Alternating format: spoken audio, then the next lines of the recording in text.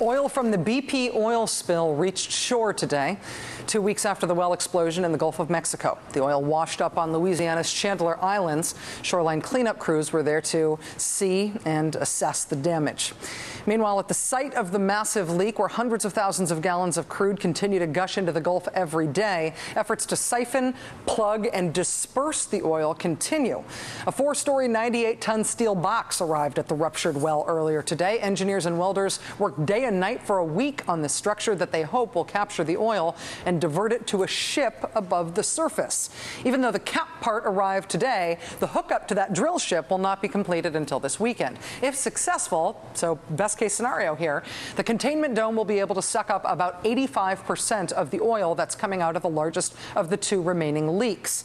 But there are huge 5,000-foot ifs here. These sorts of structures have never been used at depths even remotely like this, a mile underwater. How the structure will behave in such cold, dense water is anyone's guess. The dome was built by a company called Wild Well Control, a contractor that for 35 years has specialized in these kinds of oil spill disasters. Because crises happen so often in the oil and gas industry that they can sustain a whole disaster sub-industry for decades. Also, a second oil burn was successful yesterday. A small amount of the oil slick was rounded up with fireproof booms and set on fire by the Coast Guard. Then there's the proposed oil leak plug. It's an idea called a top kill. It's when a heavy liquid is pumped into the well to push back against the pressure of the oil coming up from below. But for now, crews are relying on the tried and true method of chemical dispersants. These are chemicals you've seen dusted over the oil slick. They basically break up the slick, turning a thin sheet of oil into tiny droplets that are more likely to sink and stay out of the ocean off the shore. BP has already sprayed 160,000 gallons of dispersant on the oil slick, not to mention the 6,000 gallons pumped down to the leak well beneath the surface of the ocean. That's more dispersant than has ever been used on any oil spill ever.